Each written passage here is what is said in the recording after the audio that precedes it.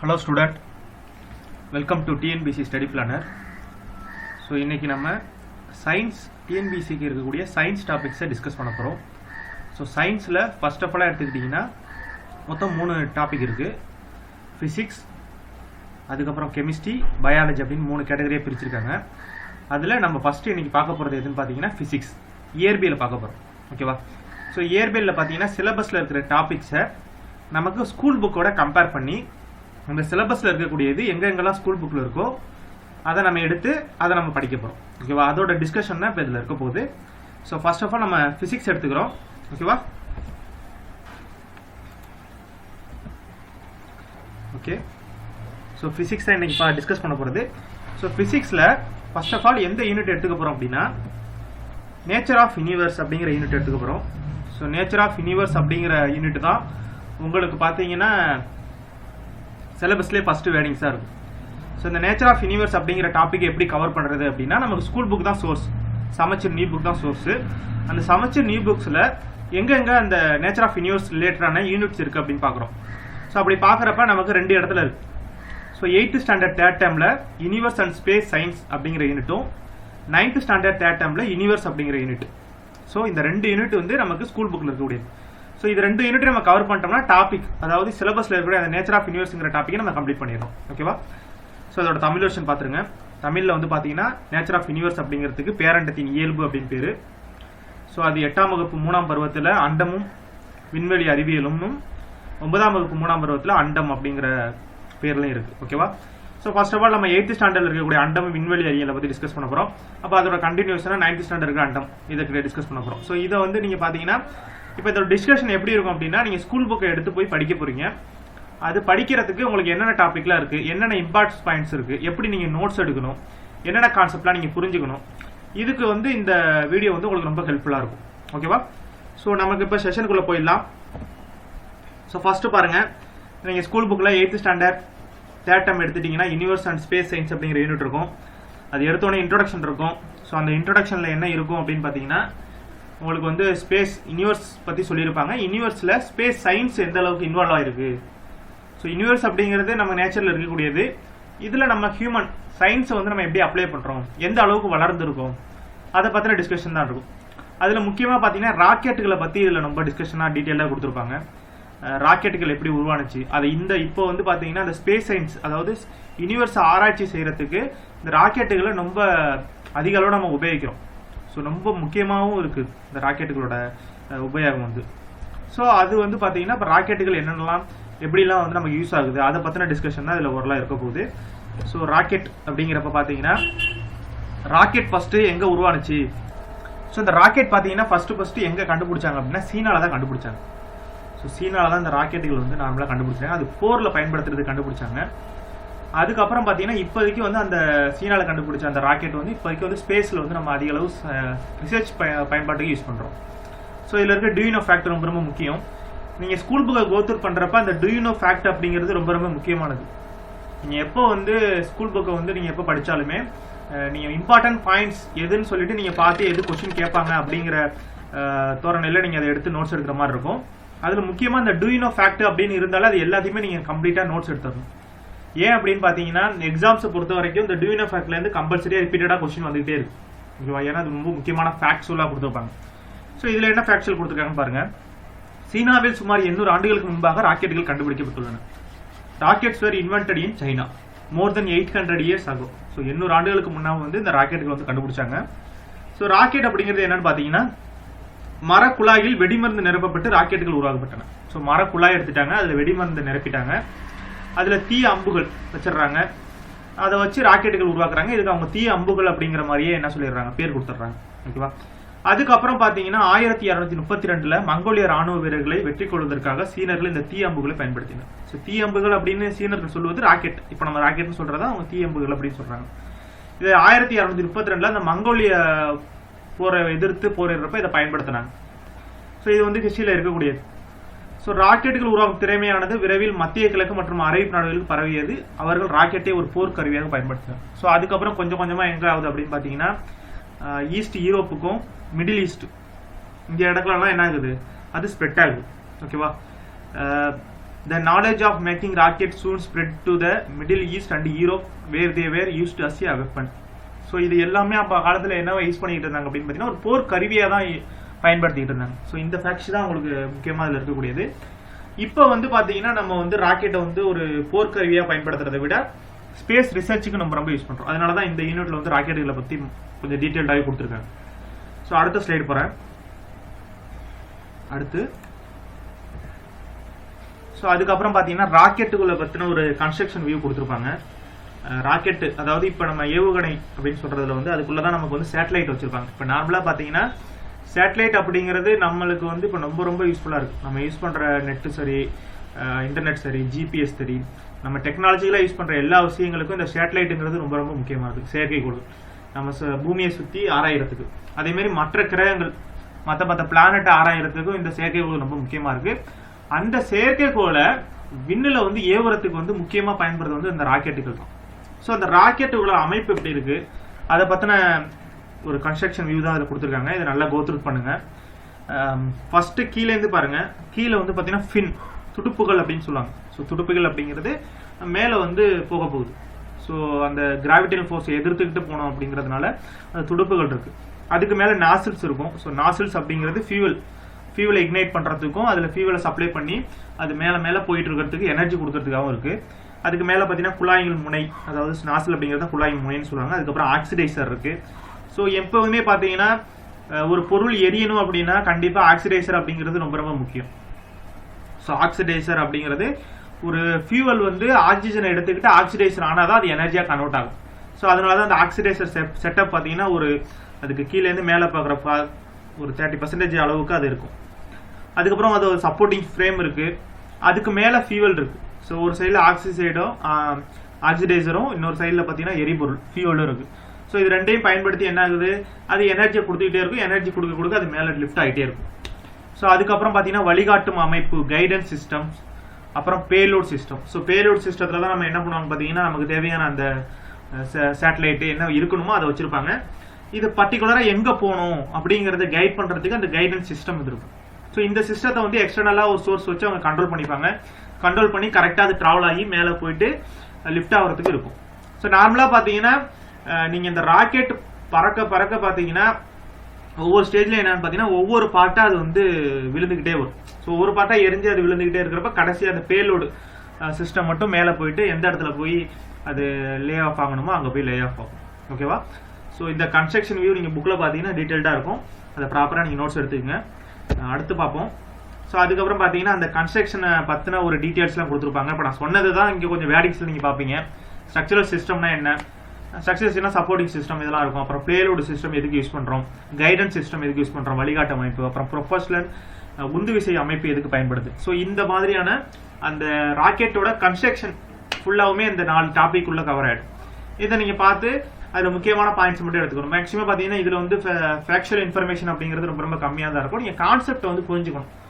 ஏன் அப்படின்னு பார்த்தீங்கன்னா இப்போ வர எக்ஸாம்ஸ்லாம் பார்த்து ஸ்டேட்மெண்ட் ரிலேட்டாக கொஸ்டின்ஸ் கேட்குறாங்க. ஸோ ஸ்டேட்மெண்ட் ரிலேட்டாக இருக்கிறப்ப ஏதாவது ஒரு ஸ்டேட்மெண்ட் கொடுத்துட்டு இப்போ நார்மலாக பார்த்தீங்கன்னா பேலோட் சிஸ்டத்தில் இருக்கிற ஸ்டேட்மெண்ட்டை ஸ்ட்ரக்சரல் சிஸ்டத்தில் கொடுத்துட்டு இது கரெக்ட் ரைட்டாக ராங்கா அந்த மாதிரிலாம் கேட்கலாம். ஸோ அப்போ நீங்கள் என்ன பண்ணணும், இதை கரெக்டாக கோத்ரூ பண்ணியிருந்தீங்கன்னா தான் உங்களுக்கு புரியும். ஓகேவா? ஸோ அதுக்கப்புறம் பார்த்தீங்கன்னா டூ யூ நோ ஃபேக்ட் அதே பேஜில் இருக்கும். So do you know fact அப்படிங்கிறது ரொம்ப ரொம்ப முக்கியம். ஸோ டூ யூ நோ ஃபேக்டில் பார்த்தீங்கன்னா polar satellite launch vehicle. So polar satellite launch vehicle அப்படிங்கிறது PSLV. நீங்கள் நிறைய நியூஸ்லாம் கேட்டிருப்பீங்க பிஎஸ்எல்வின்னு சொல்லிட்டு. ஸோ PSLVன்னு ஒன்று இருக்குது. அதுக்கப்புறம் GSLVன்னு ஒன்று இருக்குது. GSLV அப்படிங்கிறது பார்த்தீங்கன்னா புவிநிலை துணைக்கோள் செலுத்தும் வாகனம், Jio synchronise satellite launch vehicle. So இந்த மாதிரி பார்த்தீங்கன்னா 2 வெஹிக்கிள் வந்து நம்ம இந்தியாவில் வந்து புகழ்பெற்ற ராக்கெட்டுகள் ஆகும். ஸோ 2 ராக்கெட்டுகள் வந்து நம்ம வச்சுருக்கோம். ஒன்று வந்து PSLV, GSLV. ஸோ இதில் என்னென்னு பார்த்தீங்கன்னா அந்த சேட்டலைட்டை ஏவுறதுக்கான தாங்கு, அதை ஏதாவது ஒரு ராக்கெட் தாங்கிட்டு தானே போகணும். அதுக்கு 2 விதமான PSLV, GSLV. இந்த PSLV, GSLV பார்த்தீங்கன்னா வெயிட் லோடு தான். ஸோ ரொம்ப அதிகமான வெயிட் லோடு ஆகுது அப்படின்னு பார்த்தீங்கன்னா அது GSLV யூஸ் பண்ணுவாங்க. வெயிட் லோடு கம்மியாக இருந்தால் PSLV யூஸ் பண்ணுவாங்க. ஓகேவா? இது நீங்கள் ரொம்ப டீட்டெயிலாக தெரிஞ்சுக்கணும் தேவையில்லை. நீங்கள் வந்து இன்ஜினியரிங் ஃபீல்டில் வந்து ஹையர் ஸ்டடீஸில் அடுத்தது பார்த்து ஏரோஸ்பேஸ் ரிலேட்டடாக நீங்கள் படிச்சிங்க ஹையர் ஸ்டடீஸில் இதை பற்றி ரொம்ப டீட்டெயிலாக தெரிஞ்சுப்பீங்க. இப்போ ஜஸ்ட் ஒரு இன்ட்ரடக்ஷன் மட்டும் தெரிஞ்சுக்கிட்டா போதும். நமக்கு TNPSC சிலபஸ் வரைக்கும் ஜஸ்ட் ஒரு இன்ட்ரடக்ஷன் மட்டும் தெரிஞ்சுக்கிட்டா போதும். ஓகேவா? ஸோ இந்த டியூன் ஆஃப் ஃபேக்டர்ங்கிறது பார்த்தீங்கன்னா ரொம்ப ரொம்ப முக்கியம். இதையும் ப்ராப்பராக நோட் பண்ணிங்க.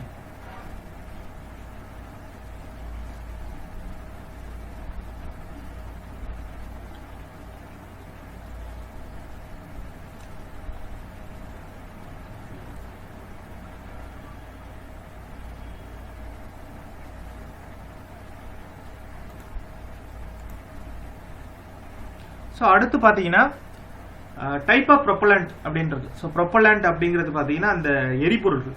ஸோ அந்த அந்த அதாவது ராக்கெட்டுகளை வந்து இயக்கிறதுக்கான முக்கியமான எரிபொருள்களை தான் வந்து ப்ரொப்பலண்ட் அப்படின்னு சொல்லுவாங்க. இயக்கு பொருட்களின் வகைகள் அது வந்து டிஃப்ரெண்ட் டைப்பாக இருக்குது. அது என்னென்ன டைப்லாம் இருக்குது அப்படின்னு பாருங்கள். நீங்கள் பிக்சரில் பார்க்குறது பார்த்தீங்கன்னா லிக்விட் ஹைட்ரஜன், அதுக்கப்புறம் nitric acid, fuming nitric acid. So liquid ஹைட்ரஜனே நமக்கு என்ன பண்ணுவாங்க, ஒரு ஃபியூலாக யூஸ் பண்ணுவாங்க. ஸோ மோஸ்ட்லி வந்து நல்ல பர்ன் ஆகணும், கலோரிஃபிக் வேல்யூ அதிகமாக இருக்கணும், அதேமாதிரி லைட் வெயிட்டாக இருக்கணும், ரொம்ப வெயிட்டை வந்து கேரி பண்ணுற மாதிரி இருக்கக்கூடாது. ஸோ இந்த மாதிரி இருக்கக்கூடிய ஃபியூவல் தான் நம்ம ராக்கெட்டில் வந்து லான்ச் பண்ணுறப்ப பயன்படுத்துவாங்க. ஸோ இங்கே வந்து பிக்சரில் இருக்கக்கூடியது நீங்கள் 2 வகையான ஃபியூவலை பார்க்கலாம். லிக்விட் ஹைட்ரஜனும் ஃபூமிங் நைட்ரிக் ஆசிட், இது 2மே இருக்கும். ஓகேவா? ஸோ இதில் இருக்கக்கூடிய நோட்ஸ் என்னென்னு பார்த்தீங்கன்னா இதோட யூஸ் என்ன, இதோட கலோரிஃபிக் வேல்யூ, இந்த மாதிரி டீட்டெயிலாம் இருக்கும். ஸோ அதான் அடுத்து பாருங்க. அது வந்து லிக்விட் பேஸில் பார்த்தோம். அடுத்தது சாலிட் ப்ரொப்பலண்ட், திண்மை இயக்க பொருட்களில் வந்து 2. ஸோ இதை நீங்கள் நோட் பண்ணிக்கணும். ஸோ நீங்கள் புக்கை படிக்கிறப்பே இது இப்போ முக்கியமான பாயிண்ட்டு என்ன அப்படின்னு பார்த்தீங்கன்னா லிக்விட் ஃபியூவல் என்ன, அதுக்கப்புறம் சாலிட் ஃபியூவல் என்ன, அதாவது ராக்கெட்டில் பயன்படுத்தக்கூடிய சாலிட் ஃபியூவல் என்ன அப்படின்னு சொல்லிட்டு ஆப்ஷனில் கொஸ்டின் கொடுத்து கேட்பாங்க. ஸோ இதில் பாருங்க பாலியூரித்தீன், பாலிபியூட்டைன். ஸோ பாலியூரித்தீன், பாலிபியூட்டைன் மறந்துடக்கூடாது. அதே மாதிரி நம்ம இதுக்கு முன்னாடி பார்த்தது என்ன, லிக்விட் ஹைட்ரஜன், அப்புறம் ஃபூமிக் நைட்ரிக் ஆசிட்ஸ். ஸோ இது ரெண்டும் பார்த்தீங்கன்னா நமக்கு வந்து கேஸஸ்ல யூஸ் பண்ணுறது, திரவத்தில் யூஸ் பண்ணுறது, இது வந்து சாலிட் ஸ்டேஜ்ல யூஸ் பண்ணுறது. ஸோ அதோட பிக்சர் பார்த்தீங்கன்னா தெரியும். இதெல்லாம் ஃபியூவல்ஸ். ஓகேவா? திண்மை இயக்கப்பொருள் ப்ரொப்பலண்ட்னு சொல்லுவாங்க. பாலியூரித்தன்கள், பாலிபியூட்டைன்கள். ஓகேவா? ஸோ இதில் இருக்கக்கூடியது வந்து புக்கில் எடுத்து படிக்கிறப்ப கொஞ்சம் டீட்டெயிலாகவே இருக்கும். இதில் கொஞ்சம் ஷார்ட் நோட்ஸாக உங்களுக்கு வந்து கொஞ்சம் ஒரு கான்செப்ட் எக்ஸ்பிளைனராக தான் இந்த வீடியோ இருக்கும். ஸோ அதை பார்த்து நீங்கள் என்ன பண்ணணும், டீட்டெயிலாக நோட் பண்ணிக்கணும். ஓகேவா? ஸோ அடுத்து பாருங்க கிரையோஜெனிக் இயக்கப்பொருள். ஸோ கிரையோஜெனிக் அப்படிங்கிறது பார்த்தீங்கன்னா தாழ் வெப்பநிலை இயக்கப்பொருள். ஸோ கம்மியான வெப்பநிலையிலே என்ன ஆகக்கூடியது அப்படின்னு பார்த்தீங்கன்னா ஃபியூவல் கொடுக்கும். ஃபியூவல் வந்து எனர்ஜியை கொடுக்கக்கூடியது. ரொம்ப அதிகமான வெப்பம் இல்லாமல் கம்மியான வெப்பநிலையை அட்டைன் பண்ணுற மாதிரி இருந்தால் தான் நமக்கு என்ன ஆகும், ரொம்ப எஃபிஷியண்டாக இருக்கும். ராக்கெட் வந்து ப்ரொப்பலண்ட் ஈஸியாக அது வந்து லே ஆஃப் அடிக்கிறதுக்கும் நல்ல ஸ்பீட் எடுக்கிறதுக்கும் ரொம்ப ரொம்ப யூஸ்ஃபுல்லாக இருக்கக்கூடியது. ஸோ அது கிரையோஜெனிக் ப்ரொப்பலண்ட்னு சொல்லுவாங்க. அதில் எப்படி இருக்குன்னு பாருங்க. அதோட கன்ஸ்ட்ரக்ஷன் வியூ கொடுத்துருக்காங்க பாருங்க. ஒன்று வந்து பார்த்தீங்கன்னா ஃபியூவல் டேங்க். உங்களோட ரைட் சைடில் பார்த்தீங்கன்னா ஃபியூவல் டேங்கும், லெஃப்ட் சைடில் வந்து ஆக்சிடைசர் டேங்கும் இருக்கு பாருங்க. ஸோ கண்டிப்பாக வந்து நீங்கள் ஒரு கான்செப்ட் வந்து நல்லா தெரிஞ்சுக்கணும். ஒரு பொருள் எரியணும் அப்படின்னா அதுக்கு முக்கியமாக என்ன தேவை அப்படின்னு பார்த்தீங்கன்னா 2 இது தேவை. ஒன்று ஃபியூவல் தேவை, இன்னொன்று ஆக்சிஜன் தேவை. ரெண்டும் சேர்ந்தாதான் அது ஆக்சிடேஷன் ஆகி எனர்ஜியாக கன்வெர்ட் ஆகும். அப்போ ஒரு சைடில் ஃபியூவல் டேங்க் இருக்குது, இன்னொரு சைடில் ஆக்சிடேஷன் டேங்க் இருக்குது. ஸோ இது என்ன, இந்த சைட்லேருந்து ஃபியூவல் சப்ளை ஆகிட்டே இருக்கும்போது இந்த சைடில் வந்து ஆக்சிஜன் டேங்க் இருக்கும்போது அங்கே வந்து கம்போஷன் சேம்பர் அப்படின்னு இருக்கு பாருங்க, எரியூட்டும் அறை அப்படின்னு சொல்கிறாங்க. ஸோ அதுக்கப்புறம் அது எரிஞ்சு எனர்ஜியை கொடுக்கும். எரிதலுக்கு பிந்தைய விளைபொருள் குழாயின் முனை. ஸோ அந்த விளைபொருள் அந்த ரெசிடியூலாம் வந்து கீழே வந்துடும், கம்போஷன் ப்ராடக்ட். எனர்ஜி வந்து என்ன ஆகும், மேலே லிஃப்ட் பண்ணிக்கிட்டே இருக்கும். ஸோ கிராவிடேஷனல் ஃபோர்ஸை எதிர்த்து ராக்கெட் வந்து மேலே லிஃப்ட் ஆகி போயிட்டே இருக்கும். ஓகேவா? ஸோ இந்த டிராயிங் பார்த்துங்க. இதை நீங்கள் இந்த டிராயிங்லாம் ஃபுல்லாக நோட் பண்ணணும்லாம் அவசியம் கிடையாது. டிராயிங்கோட கான்செப்ட் தெரிஞ்சுக்கிட்டா போதும். முக்கியமான ஃபேக்சுவல் இன்ஃபர்மேஷன் மட்டும் நோட் பண்ணிக்கிட்டா போதும். ஓகேவா? ஸோ நெக்ஸ்ட் போகிறேன். அதுக்கப்புறம் லான்ச்சிங் ஆஃப் சேட்டலைட். ஸோ நம்ம வந்து சேட்டலைட்டோட ராக்கெட்டோட கன்ஸ்ட்ரக்ஷன் பார்த்தோம். என்னென்ன டைப் ராக்கெட் வந்து நம்ம யூஸ் பண்ணுறோம் அப்படின்னு பார்த்தோம். பிஎஸ்எல்வி, ஜிஎஸ்எல்வி இதெல்லாம் கொஸ்டினில் கேட்பாங்க. அதுக்கப்புறம் என்னென்ன ஃபியூவல் டைப்ஸில் யூஸ் பண்ணுறோன்னு பார்த்தோம். லிக்விட், சாலிட் பார்த்தோம். அதுக்கப்புறம் பார்த்தீங்கன்னா நம்ம வந்து சேட்டலைட் எப்படி லான்ச் பண்ணுறோம். சேட்டலைட்டை லான்ச் பண்ணுறது இப்போ வந்து நம்ம பர்டிகுலராக இப்போ ராக்கெட்டை வந்து யூஸ் பண்ணியிருக்கோம் ஸ்பேஸ் சயின்ஸில். நான் இதுக்கு முன்னாடியே உங்களுக்கு முன்ன வீடியோவோட சொல்லியிருந்தேன். பார்த்தீங்கன்னா சீனர்கள் ஃபஸ்ட்டு உருவாக்குறாங்க ராக்கெட்டுகளை. அதுக்கப்புறம் அவங்க பயன்படுத்தினது, அப்புறம் சென்ட்ரல் யூரோப் இதிலலாம் பயன்படுத்தினது வந்து போர்களில் தான் யூஸ் பண்ணிட்டு இருந்தாங்க, யுத்தத்துக்கு தான் யூஸ் பண்ணிட்டு இருந்தாங்க. அதுக்கப்புறம் இப்போ ரீசெண்டான டைம்ஸில் வந்து சேட்டலைட்டை லான்ச் பண்ணுறதுக்கு தான் மேக்ஸிமம் யூஸ் பண்ணுறோம் ராக்கெட்டுகள். அப்போ அது எப்படி லே ஆஃப் ஆகும்னு பாருங்கள். ஸோ உங்களோட ரைட் சைடில் பார்த்தீங்கன்னா அந்த சேட்டலைட்டோட மொத்த சாம்பரோட வியூ இருக்கும். அது எப்படி வந்து ஒன்று ஒன்றா விட்டுட்டு போகுது அப்படின்னு பாருங்கள். ஸோ ஃபஸ்ட்டு கம்போஷன் சேம்பர், அதுக்கப்புறம் ஃபஸ்ட்டு ஸ்டேஜ், அதுக்கப்புறம் அதுக்கு மேலே ஒரு composition chamber, second stage, third stage. So மொத்தம் தேர்ட் ஸ்டேஜ் இருக்குல்ல, 3 ஸ்டேஜ் இருக்குல்ல. அப்போ என்ன ஆகும் அப்படின்னா ஒவ்வொரு ஸ்டேஜ் அடைஞ்சோட ஒரு பொருள் எரியும். அந்த ஒவ்வொரு ஸ்டேஜ்லையும் ஃபியூவல் வச்சிருப்பாங்க, ஆக்சிடைசர் வச்சிருப்பாங்க. அது வந்து கம்ப்ளீட்டாக என்ன ஆகும் அப்படின்னு பார்த்தீங்கன்னா 2 சேர்ந்து எரிஞ்சு, அதாவது ஆக்சிடேஷன் ஆகி எனர்ஜி கொடுத்து அந்த ஃபியூவல் வந்து காலியானோடனே அந்த பார்ட் வந்து அப்படியே கீழே இறங்கிடும். ஏன் அப்படின்னா ஒவ்வொரு பார்ட்டுமே வந்து அந்த ஃபியூவலோட ஃபுல்லாக தீர்ந்துருச்சுன்னா அது கீழே விழுந்துடணும், அங்கங்கே விழுந்துடும். ஒன்னொன்னா அது வந்து விழுந்துகிட்டே இருக்கும். என்ன காரணம்? அப்பதான் வெயிட் வந்து குறைஞ்சிக்கிட்டே போகும். மேல போக போக வெயிட் ரொம்ப ரொம்ப கம்மியாகிறதா ரொம்ப ரொம்ப நல்லது. ஸோ வெயிட் அதிகமாக இருந்தால் அதுவே எனர்ஜி லாஸ் ஆகும். அப்போ ஃபர்ஸ்ட் ஸ்டேஜில் இருக்கக்கூடிய கம்போஷன் முடிஞ்சோன்னா ஃபர்ஸ்ட் ஸ்டேஜோட பார்ட் வந்து கீழே விழுந்துடும். அது நீங்கள் பிக்சரில் பார்த்தீங்கன்னா தெளிவாக தெரியும். அதில் அப்படியே கீழே விழுந்துடும். அடுத்த ரெண்டாவது ஸ்டேஜுக்கு போயிட்டு ரெண்டாவது ஸ்டேஜ் இருந்தாலும் ரெண்டாவது ஸ்டேஜில் இருக்க பாட்டு கீழே விழுந்துடும். மூணாவது ஸ்டேஜில் போயிட்டு மூணாவது ஸ்டேஜ் விழுறப்ப அந்த சேட்டலைட் கரெக்டாக போய் அந்த இடத்துக்கு என்ன ஆகிடும்? நீங்கள் பேலோடில் தான் பார்த்தீங்கன்னா என்ன இருக்குது? சேட்டலைட்டுங்கிறது அந்த ரவுண்ட் கலர் சர்க்கிளாக இருக்குது பாருங்கள். அது எந்த இடத்துல போய் நம்ம நிலைநிறுத்தணுமோ அந்த இடத்துல போய் நிலைநிறுத்துவாங்க. இதுதான் வந்து ராக்கெட்டை லான்ச் பண்ணுறதோட சிம்பிள் கான்செப்ட். ஓகேவா? இந்த டிராயிங் பார்த்தீங்கன்னாலே தெளிவாக புரியும். ஸோ நீங்கள் ஓல்டு புக்கை கம்பேர் பண்ணுறப்ப நியூ புக்கில் வந்து நல்லா கொஞ்சம் நான் டீட்டெயில்டாக கொடுத்துருக்காங்க. ஸோ இமேஜ் வியூவாக பார்த்தீங்கன்னா நிறைய கொடுத்துருக்காங்க. அப்புறம் வந்து மைண்ட் மேப்பு. ஸோ இந்த மாதிரி வந்து ஸ்டூடெண்ட் ஈஸியாக படித்து புரிஞ்சுக்கிற அளவுக்கு பார்த்தீங்கன்னா நல்லா டீட்டெயில்டாகவே கொடுத்துருக்காங்க. ஸோ புக்கை கரெக்டாக பாருங்கள். அதுவும் இல்லாமல் இந்த யூனிட் வந்து பார்த்தீங்கன்னா இந்த ஸ்பேஸ் சயின்ஸுங்கிறது வந்து பழைய புக்கில் கிடையாது, நியூ புக்கில் மட்டும்தான் இருக்குது. அப்போ எதெல்லாம் புதுசாக ஆட் பண்ணியிருக்காங்களோ அதுலேருந்து கம்பல்சரியாக கொஸ்டின் கேட்பாங்க. அப்போ இந்த யூனிட்டுங்கிறது ரொம்ப ரொம்ப முக்கியம். ஸோ ராக்கெட்னா என்ன, அதுக்கப்புறம் ராக்கெட் எப்படி லான்ச் ஆகுறாங்க, இந்த பேசிக் கான்செப்ட் உங்களுக்கு நாலேஜ் இருக்கணும். அப்போ தான் உங்களுக்கு கரண்ட் அஃபேர் படிக்கிறப்பையும் சரி, நியூஸ் பார்க்குறப்பையும் சரி, அதெல்லாம் உங்களுக்கு ஈஸியாக புரியும். ஓகேவா? ஸோ அடுத்த ஸ்லைட் போகிறேன். ஸோ நீங்கள் ஆங்கிலத்தில் இங்கிலீஷில் பார்த்தது அதோட தமிழ் வெர்ஷன். தமிழ் ஸ்டூடெண்ட் இதை பார்த்துங்க. துணைக்கோள் விண்ணில் செலுத்தப்படுதல். ஸோ மொத்தம் 3 நிலை இருக்குது. முதல் நிலை, 2ஆம் நிலை, 3ஆம் நிலை. அதுக்கு மேலே டாப்பில் தான் செயற்கைக்கோள் இருக்குது. ஸோ முதல் நிலையில் ஒரு எரியூட்டு மறை இருக்கும், 2ஆம் நிலையில் ஒரு எரியூட்டு மறை இருக்கும். ஸோ அந்த எரியூட்டு மறை எரிஞ்சு முதல் நிலை லே ஆஃப் ஒரு தூரத்துக்கு போனதுக்கப்புறம் அந்த அந்த அந்த ஃபர்ஸ்ட் ஸ்டேஜ் வந்து கீழே விழுந்துடும். அதுக்கப்புறம் செகண்ட் ஸ்டேஜ் எரியும். செகண்ட் ஸ்டேஜ் அப்படியே மேலே போயிட்டே இருக்கும். அதுக்கப்புறம் அது கீழே விழுந்துடும். அதுக்கப்புறம் தேர்ட் ஸ்டேஜ். அப்புறம் லாஸ்ட்டாக எந்த இடத்துக்கு போய் அது கரெக்டாக ஃபிக்ஸ் ஆகணுமோ அது கரெக்டாக போய் ஃபிக்ஸ் ஆகிடும். ஓகேவா? ஸோ இந்த டிராயிங் ப்ராப்பராக நோட் பண்ணிங்க. ஸோ அடுத்து பார்த்தீங்கன்னா இந்தியாவில் இந்திய விண்வெளி திட்டங்கள், India space program. So India வந்து இது வரைக்கும் என்னென்னலாம் பண்ணியிருக்கு? ஸோ ஸ்பேஸ் ரிசர்ச்சில் நிறைய இப்போ நார்மலாக பார்த்தீங்கன்னா வேர்ல்டுலேயே வந்து முக்கியமான கண்ட்ரிகள் எதுன்னு பார்த்தீங்கன்னா யூஎஸ்ஏ, யுனைடெட் ஸ்டேட்ஸ், அது வந்து ரொம்ப முக்கியம். அதுக்கப்புறம் யூரோப்பியன், அந்த யூரோப் யூனியன், அதாவது பார்த்தீங்கன்னா ஐரோப்பா ஒன்றியம் சொல்லுவாங்க. ஸோ ஐரோப்பாவில் இருக்கக்கூடிய கண்ட்ரி எல்லாம் ஐரோப்பிய யூனியன் சொல்லிருக்கு, அது ஒன்று. அப்புறம் ரஷ்யா. ஸோ இன்னொரு பவர் பார்த்தீங்கன்னா ரஷ்யா. ஸோ ரஷ்யா இவங்க தான் பார்த்தீங்கன்னா ரொம்ப முக்கியமான ஸ்பேஸ் சயின்ஸில் ரொம்ப ரொம்ப இம்பார்ட்டண்டாக நடக்கூடியது. அதுக்கு அடுத்ததாக பார்த்தீங்கன்னா இந்தியாவும் ரொம்ப வளர்ந்து வந்துட்டு இருக்கு அவங்களுக்கு ஈக்குவலாகவே எல்லா இடத்துலையுமே சரி. இந்தியாவோட இஸ்ரோவும் பார்த்தீங்கன்னா அந்த நாசா, அப்புறம் ரஷ்யாவோட அந்த விண்வெளி ஆராய்ச்சி மையத்துக்கு ஈக்குவலாக வந்து நம்மளும் வந்து என்ன பண்ணிட்டு இருக்கோம்? ராக்கெட்டுகளை வெளியிடுறோம், அது செயற்கைக்குள்ள நிலைநிறுத்துறோம், நிறைய ஸ்பேஸில் வந்து ரிசர்ச் பண்ணிட்டு இருக்கோம். ஸோ அதில் முக்கியமானதெல்லாம் தான் இதில் டிஸ்கஸ் பண்ண போகிறோம். அதில் டூயின ஃபேக்ட் ஒன்று இருக்கு பாருங்க. இந்தியா சோவியத் ரஷ்யாவுடன் இணைந்து நடத்திய விண்வெளி ஆய்வு திட்டத்தில் பஞ்சாப் மாநிலத்தை சேர்ந்த Rakesh Sharma. So Rakesh Sharma in Indian pilot from Punjab. அந்த பேர் ரொம்ப முக்கியம். ராகேஷ் சர்மா எந்த ஸ்டேட் அப்படின்னு பார்த்துங்க, பஞ்சாப். அவர் வந்து ரஷ்யாவோட நம்ம வந்து கம்பைன் பண்ணி ஒரு ப்ரோக்ராம் பண்ணோம். அதில் வந்து joint space program between India and Soviet Russia and become the first Indian to enter the space. முதல்ல ஸ்பேஸ்ல என்டர் ஆனவர், இந்தியாவின் சார்பாக ஸ்பேஸ்ல என்டர் ஆனவர் யார் அப்படின்னு பார்த்தீங்கன்னா ராகேஷ் சர்மா. இது வந்து ரொம்ப ரொம்ப முக்கியமான கொஸ்டின். நீங்கள் இந்த வீடியோ பார்த்துட்டு இருக்கப்பே அதை நோட் பண்ணிக்கணும். இது ராகேஷ் சர்மா, பஞ்சாப் மாநிலத்தை சேர்ந்தவர். இந்த இயரை பாருங்க, 1984. யாரு கூட நம்ம கம்பைன் பண்ணி பண்றோம்? ரஷ்யா கூட. ஓகேவா? பண்றப்போ ஃபர்ஸ்ட் ஸ்பேஸ்குள்ள என்டர் ஆனது ராகேஷ் சர்மா. ராகேஷ் சர்மா அப்படிங்கிறது நம்ம முக்கியம். அந்த பேரை நோட் பண்ணீங்க. ஸோ இந்த பாயிண்ட்ஸ்ல வந்து தான் நீங்க நோட் பண்ணி இப்படி தான் நீங்க ஒன்னோட நோட்ஸ் எடுக்கணும். ஓகேவா? நெக்ஸ்ட் போறேன். ஸோ அதுக்கப்புறம் சந்திரயான். சந்திரயான் எல்லாரும் கேள்விப்பட்டிருப்பீங்க. சந்திரயான் 1 அப்படிங்கிறத நம்ம வந்து ஃபர்ஸ்ட் ஸ்பேஸ்ல பண்ண அந்த சேட்டலைட்டு, ஸ்பேஸ்ல லான்ச் பண்ண சேட்டலைட் வந்து சந்திரயான் அப்படிங்கிறது. ஸோ அதோட பிக்சர் இருக்கும். அந்த சந்திரயானை பற்றின கொஞ்சம் டீட்டெயில் தான் உங்களுக்கு கொடுத்துருப்பாங்க. ஜென்ரலான ஒரு உங்களுக்கு இன்ட்ரோடக்ஷன் மாதிரி தான் இருக்கும் படிக்கிறதுக்கு. அது ஒரு நாள் படிச்சுங்க. அதுக்கப்புறம் அப்ஜெக்டிவா சந்திரயான் கொடுத்துருப்பாங்க. சந்திரயான் வந்து எதுக்காக ஏவப்பட்டது, அதோட திட்டத்தோட நோக்கங்கள் என்ன. ஸோ இந்த மாதிரி டீட்டெயில் எல்லாம் அதில் இருக்கும். அதெல்லாம் அப்படியே கோத்ரூ பண்ணிக்கணும். அதுக்கப்புறம் பார்த்தீங்கன்னா ஒரு டியூனோ ஃபேக்ட் இருக்கு. இதை பாருங்க. கலாம் சாட் என்பது 64 கிராம் மட்டும் எடை கொண்ட உலகின் மிக சிறிய செயற்கைக்கோள் ஆகும். ஸோ இது ரொம்ப ரொம்ப முக்கியமான ஃபேக்ட். இதை நீங்கள் கம்பல்சரி நோட் பண்ணிக்கணும். Kalamsat. So Kalamsat அப்படிங்கிறது என்னன்னு பார்த்தீங்கன்னா 64 கிராம் மட்டும் எடை கொண்ட உலகின் மிகச்சிறிய கோள். இது தமிழகத்தின் கரூர் நகரில் உள்ள பள்ளப்பட்டி என்ற சிற்றூரில் ரிபாஸ் ஷாரூத் என்பது 18 வயது பள்ளி மாணவரின் தலைமையில் உயர்நிலை பள்ளி மாணவர்களால் உருவாக்கப்பட்டது. இது 2017ஆம் ஆண்டு ஜூன் 22ஆம் நாள் நாசா விண்வெளி ஆய்வு மூலம் விண்ணில் செலுத்தப்பட்டது. இப்போ ரீசெண்டாக நடந்தது தான். 2017 ஒரு 2 இயர்ஸ்க்கு முன்னாடி தான் நமக்கு. இப்போ நம்ம 2020ல் இருக்கோம். 2013 3 இயர்ஸ்க்கு முன்னாடி தான் பார்த்தீங்கன்னா இந்த இது வந்து அனுப்பியிருக்காங்க. ரொம்ப மிகச்சிறிய செயற்கைக்கோள் அப்படின்னு கேட்பாங்க. கலாம் சாட் அப்படின்னு நீங்க சொல்லணும். கலாமோட அப்துல் கலாமோட பேர்ல கலாம் சாட் அப்படின்னு சொல்லிட்டு பேர் வச்சுட்டு நம்ம நாட்டில் இருக்கக்கூடிய ஒரு ஸ்டூடெண்ட் 18 வயசான ரிஃபாஸ் ஷாருக் அப்படிங்கிறவர், தமிழ்நாட்டை சேர்ந்தவர். இது கம்பல்சரியா கொஸ்டினா நீங்க எதிர்பார்க்கலாம். கலாம் சாட் அப்படிங்கிறது எத்தனை கிராம் இருக்கக்கூடியது? 64 கிராம். 64 கிராம் மட்டுமே இருக்கக்கூடிய செயற்கைக்கோள் எது நம்ம ஏவப்பட்டிருக்கோம் அப்படின்னு கேட்பாங்க. அது வந்து கலாம் சாட் அதோட பேரு. அது யார் ஏவலதுன்னு கேட்பாங்க. ரிஃபாஸ் ஷாருக்கு. ஓகேவா? இவர் வந்து எந்த மாநிலத்தை சேர்ந்தவர்னு கேட்பாங்க. தமிழ்நாட்டில் உள்ள கரூர்ல பள்ளப்பட்டி அப்படிங்கிற பேர்.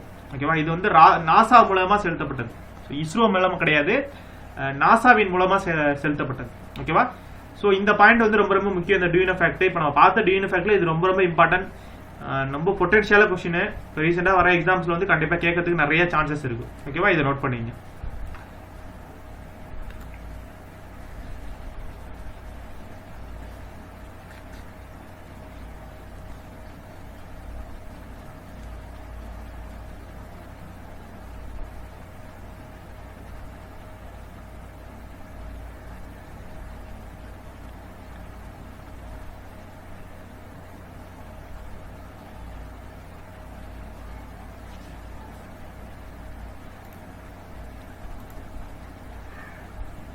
ஸோ அடுத்து பாருங்க, அடுத்து வந்து பார்த்தீங்கன்னா சந்திராயன் திட்டத்தின் சாதனைகள். ஸோ அச்சீவ்மெண்ட் ஆஃப் சந்திராயன் 1 அப்படிங்கிறதோட அப்ஜெக்டிவ்ஸ்லாம் நீங்கள் புக்கில் கோர்த்து பண்ணுறது டீட்டெயிலாக படிச்சிருப்பீங்க. இப்போ அந்த சந்திராயன் திட்டத்தை ஒரு திட்டத்திற்காக தான் சந்திராயன் 1 அனுப்புகிறோம். அதில் என்னென்னலாம் சாதனைகள் பண்ணியிருக்கான்னு பாருங்க. அது முக்கியமானவர் பாருங்க, மயில்சாமி அண்ணாதுரை. ஸோ மயில்சாமி அண்ணாதுரை அப்படிங்கிறது நம்ம தமிழகத்தை சேர்ந்தவர். ஸோ அவர் வந்து கோயம்புத்தூர் மாவட்டம் பொள்ளாச்சி அருகில் உள்ள கோதாவடி என்னும் சிற்றூரில் 2/7/1958 பிறந்தார். ஸோ இவர் எப்போ பிறந்தார் பார்த்தீங்கன்னா 1958, Kodhavadi small village near Pollachi in Coimbatore district. He pursued his BE degree course Government of College Technology Coimbatore. So கோயம்புத்தூர்ல தான் அவர் படிச்சிருக்காரு. ஸோ கோயம்புத்தூர்ல இருக்கக்கூடிய அரசு தொழில்நுட்ப கல்லூரியில் 1982ஆம் ஆண்டு பிஎஸ்சி தொழில்நுட்ப கல்லூரியில் PSG தொழில்நுட்ப கல்லூரியில் முதுகலை பட்டம் பெற்றுள்ளது. அதே ஆண்டில் இந்திய விண்வெளி ஆய்வு மையத்தில் ஆய்வாளராக பணியாற்றினார். பிறகு கோயம்புத்தூர் அண்ணா தொழில்நுட்ப பல்கலைக்கழகத்தில் முனைவர் பட்டத்தையும் பெற்றார். இவர் செயற்கைக்கோள் துறையில் முன்னணி தொழில்நுட்ப வல்லுநர் ஆவார். இவர் சந்திராயன் 1, சந்திராயன் 2 மற்றும் மங்கள்யான் திட்டங்களில் திட்ட இயக்குநராக பணியாற்றியுள்ளார். He has served as a project director of Chandrayaan 1, Chandrayaan 2 and Mangalyaan. So Mangalyaan அப்படிங்கிறது ரொம்ப ரொம்ப முக்கியமான ஒரு ப்ராஜெக்ட். அதாவது பார்த்தீங்கன்னா மார்ஸுக்கு வந்து நம்ம அனுப்புனது. மார்ஸுக்கு வந்து பார்த்தீங்கன்னா இதுக்கு முன்னாடி வந்து 3 கண்ட்ரி தான் அனுப்பியிருக்கு ரிசர்ச்சுக்கு. என்னென்ன அப்படின்னு பார்த்தீங்கன்னா யுனைடெட் ஸ்டேட்ஸ் ஒன்று, நாசா, அதுக்கப்புறம் சோவியத் ரஷ்யா, அதுக்கப்புறம் யூரோப் யூனியன். இதுக்கப்புறம் 4ஆவதா நம்ம அனுப்பி சாதனை படைச்சிருக்கோம் மங்கள்யான். அதுல டைரக்டரா இருந்தவரும் யாருன்னு பார்த்தீங்கன்னா நம்ம தமிழ்நாட்டை சேர்ந்த மயில்சாமி அண்ணாதுரை. அதுக்கு முன்னாடி இருக்கக்கூடிய சந்திராயன் 1, சந்திராயன் 2 அப்படிங்கிற முக்கியமான சேட்டலைட் அந்த ப்ராஜெக்ட்லையும் டைரக்டரா இருந்தவர் இவர் தான். ஸோ இவரை பத்தின ஒரு இன்ட்ரோடக்ஷன் தெரிஞ்சுக்கணும். மோஸ்ட்லி பார்த்தீங்கன்னா இந்த சயின்டிஸ்ட்டை பற்றிலாம் ரொம்ப டீட்டெயில் கேட்க மாட்டாங்க. அவர் எங்கே பிறந்தாங்க, எங்கே படித்தாங்க, அந்த மாதிரிலாம் சயின்ஸை பொறுத்தவரைக்கும் கேட்க மாட்டாங்க. ஹிஸ்ட்ரியில் கூட 1 or 2 கொஸ்டின் நீங்கள் எதிர்பார்க்கலாம். ஏன் அப்படின்னா சயின்ஸில் எப்படி கொஸ்டின் கேட்க போகிறாங்க அப்படிங்கிறது நமக்கு மாடல் கொஸ்டின் பேப்பரில் சொல்லிட்டாங்க. இதுக்கு முன்னாடி இருக்கிற கொஸ்டின் பேட்டர்லேருந்து இப்போ ஃபுல்லாக மாற போகுது. இங்கே வர எக்ஸாம்ஸ் எல்லாமே பார்த்தீங்கன்னா டோட்டலாக வந்து சேஞ்சாக தான் இருக்க போகுது. இதுக்கு முன்னாடிலாம் ஃபேக்சுவல் இன்ஃபர்மேஷன் நிறைய கேட்பாங்க டிஎன்பிஎஸ்சியில். இப்போ அப்படி இருக்கவே இருக்காது. எல்லாமே கான்செப்ட் வைஸ் தான் கேட்க போகிறோம், ஸ்டேட்மெண்ட் வைஸ் தான் கேட்க போகிறோம். எந்த அளவுக்கு சப்ஜெக்டை வந்து ஒரு ஸ்டூடெண்ட் புரிஞ்சிருக்காங்க அப்படிங்கிறத நம்ம டெஸ்ட் பண்ண போகிறோம்னு சொல்லியிருந்தாங்க. அதுக்கு ஒரு எக்ஸாம்பிளாக நமக்கு மாடல் கொஸ்டின் பேப்பர் கொடுத்தாங்க. மாடல் கொஸ்டின் பேப்பரை பார்க்குறப்பே அதான் இருந்துச்சு. ரொம்ப ஃபேக்சுவல் இன்ஃபர்மேஷன்லாம் இல்லை. ஸோ நான் இது எதுக்கு சொல்கிறேன் அப்படின்னா ஒரு யூனிட்டை படிக்கிறப்ப நம்ம வெறுமனே அதில் இருக்கக்கூடிய ஃபேக்சுவல் இன்ஃபர்மேஷன் மட்டும் மனப்பாடம் பண்ணிட்டு போகக்கூடாது. அதில் இருக்கிற கான்செப்ட் மொத்தமாக அதில் என்ன சொல்ல வராங்க, அது இப்போ இந்த சூழ்நிலைக்கு நம்ம எந்த அளவுக்கு நம்ம புரிஞ்சுக்கணும் அப்படிங்கிறத நீங்கள் புரிஞ்சுக்கிட்டு படிக்கணும். ஸோ மயில்சாமி அண்ணாதுரை அப்படிங்கிறது தமிழ்நாட்டை பற்றி போகிறப்ப நமக்கு எல்லாருக்குமே ஒரு இன்ஸ்பிரேஷன் தான். ஸோ இந்த டேட்டா வந்து அவர் எங்கே பிறந்தார் இதெல்லாம் நீங்கள் தெரிஞ்சுக்கணும் அவசியமே கிடையாது. ஜஸ்ட் பார்த்து வந்தவரை அதெல்லாம் கொஸ்டினில் கண்டிப்பாக வரவே வராது. இப்போ ரீசெண்டாக இருக்கக்கூடிய எக்ஸாம் நம்ம இது படிக்கிறப்போ ஒரு இன்ஸ்பிரேஷன் ஆகும். நம்ம படித்து இப்போ நம்மளும் ஒரு காம்படிட்டிவ் எக்ஸாம்ஸ் தான் படிக்கிறோம். ஸோ அது படிக்கிறப்பே நமக்கு என்ன நமக்கு ஒரு இன்ஸ்பிரேஷனாக எடுத்துக்கிட்டு நம்ம இன்னும் அதை எக்ஸாம்ஸ் நல்லா கிளியர் பண்ணி நல்லா படிக்கிறதுக்கு யூஸ்ஃபுல்லாக இருக்கும். ஓகேவா? ஸோ நெக்ஸ்ட் ஸ்லைட் போகிறேன். ஸோ மங்கள்யானை பற்றி தான் நான் இப்போ சொன்னேன் லாஸ்ட் ஸ்லைடில் விட. ஸோ மங்கள்யான் அப்படிங்கிறது வந்து ரொம்ப ரொம்ப முக்கியமான ப்ராஜெக்ட்டு, நம்ம ரொம்ப அச்சீவ் பண்ண ப்ராஜெக்ட்டு. மங்கள்யான் வந்து பார்த்தீங்கன்னா முதல் 4 கண்ட்ரி தான் வந்து சேட்டலைட் வந்து அங்கே லான்ச் பண்ணியிருக்காங்க மார்ஸுக்கு. ஸோ மங்கள்யான் அப்படிங்கிறது மார்ஸுக்கு வந்து நம்ம பிளானட்லேருந்து இன்னொரு பிளானட்டுக்கு இன்னொரு பிளானட்டுக்கு வந்து நம்ம வந்து அனுப்புறது வந்து ஒரு மிகப்பெரிய ஒரு சாதனை. ஏன் அப்படின்னு பார்த்தீங்கன்னா அந்த ஆர்பிட்டே பார்த்தீங்கன்னா நமக்கு வந்து அது வந்து ரொம்ப காலத்துக்கு ரொம்ப வருஷத்துக்கு ஒரு வாட்டி தான் வந்து நம்மளுடைய எர்த்துக்கு பக்கத்தில் என்ன வரும் அப்படின்னு பார்த்தீங்கன்னா அந்த மார்ஸ் வந்து வரும். மற்ற பிளானட் பக்கத்தில் இருக்கிற பிளானட் தான். மார்ஸ் வந்து பார்த்தீங்கன்னா இது ஒரு ஆர்பிட்ல சுற்றிட்டு இருக்கு, மார்ஸ் ஒரு ஆர்பிட்ல சுற்றிட்டு இருக்கு. ஸோ ரெண்டும் வந்து ஷார்டஸ்ட் டிஸ்டன்ஸில் வரப்போ தான் நம்ம இதை லான்ச் பண்ண முடியும். அப்போ அது வந்து ரொம்ப வருஷத்துக்கு ஒரு வாட்டி தான் நிகழும். அந்த டைமை நம்ம வந்து மிஸ் பண்ணிட்டோம் அப்படின்னா திரும்ப அதே மாதிரி ஆப்பர்ச்சுனிட்டி கிடைக்கிறதுக்கு ரொம்ப வருஷம் காத்திருக்கணும். ஸோ அப்போ அந்த டைம் பக்கத்தில் வரணும், அதுக்கு அந்த இடத்துல வந்து எர்த்தை விட்டு அதுக்கு விலகி போகணும், இலகி போய் கரெக்டாக அந்த மார்ஸோட கிராவிடேஷனில் பிடிச்சிக்கணும். ஸோ இது வந்து ரொம்ப ரொம்ப முக்கியமான ஒரு சாதனைன்னு சொல்லலாம் மங்கள்யான் அப்படிங்கிறது. மங்கள்யான் அப்படிங்கிறது நமக்கு வந்து அந்த சமஸ்கிருதத்தில் வந்து மங்கள் அப்படின்னு சொல்கிறாலே செவ்வாய் கிரகத்தை குறிக்கக்கூடியது. ஸோ அதனால தான் அந்த பேர் வச்சிருக்காங்க. ஸோ இதை லான்ச் பண்ணுறது வந்து ஒரு முக்கியமான இது. அதோட லான்ச் பண்ணதை பற்றி தான் டீட்டெயில் வந்து புக்கில் இருக்கும். நல்லா இன்ட்ரெஸ்டிங்காகவும் இருக்கும் இந்த படிக்கிறதுக்கு. நீங்கள் பிக்சரில் பார்த்துட்டு இருக்கிறது பார்த்தீங்கன்னா மங்கள்யான் மார்ஸ் வெஹிக்கிள். ஸோ அந்த வெஹிக்கிளில் தான் நம்ம என்ன பண்ணியிருக்கு, அந்த சேட்டலைட் வந்து லான்ச் பண்ண வெஹிக்கிளில் தான். ஸோ இதுதான் வந்து என்ன ஆகுது, அந்த மங்கள்யான் வந்து ரிசர்ச் பண்ணி நமக்கு வந்து இன்ஃபர்மேஷன் வந்து அனுப்பிட்டு இருக்கு. ஓகேவா? ஸோ நெக்ஸ்ட் போகலாம்.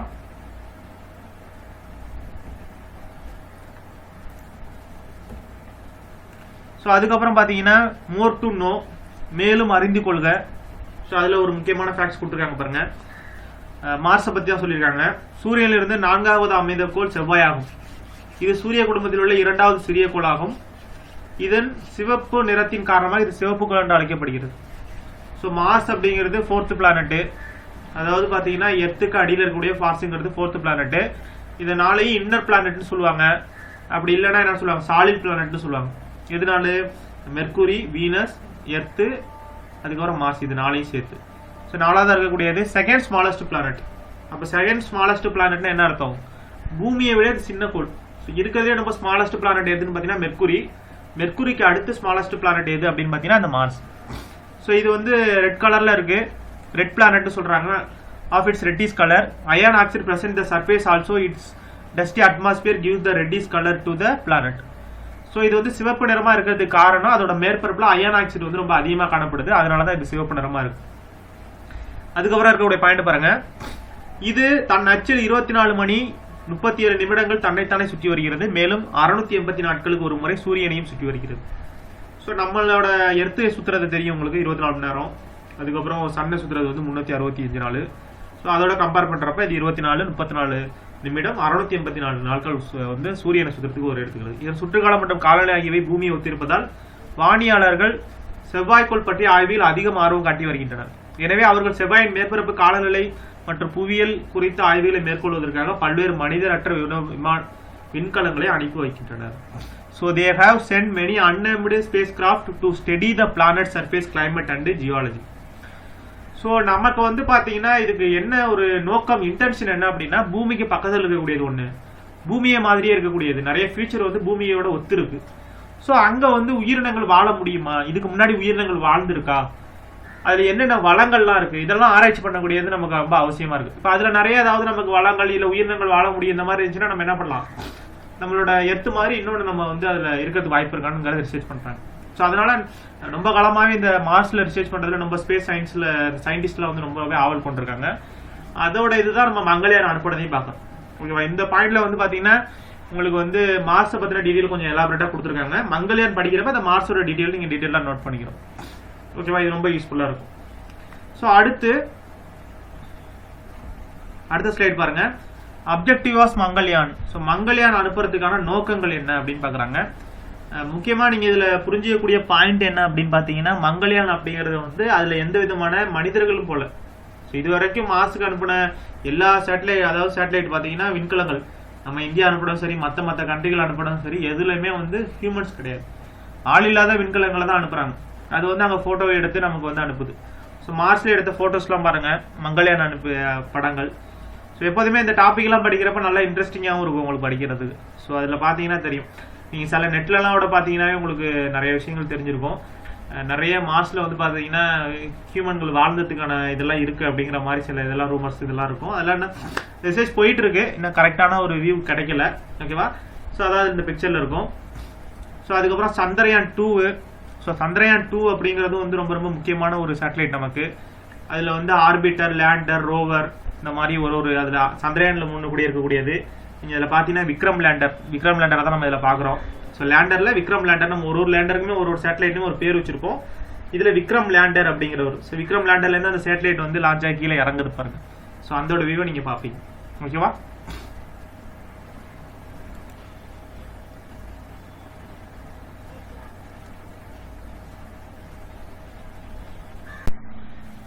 ஓகே ஸ்டூடெண்ட், நெக்ஸ்ட் பார்த்தீங்கன்னா அறிவியல் அறிஞர். ஸோ இதில் இருக்கிற ஒரு சயின்டிஸ்ட்டை பற்றி தெரிஞ்சுக்க போகிறோம். இவர் யாருன்னு பார்த்தீங்கன்னா நமக்கு சிவன், டாக்டர் கைலாசம் வடிவு சிவன்.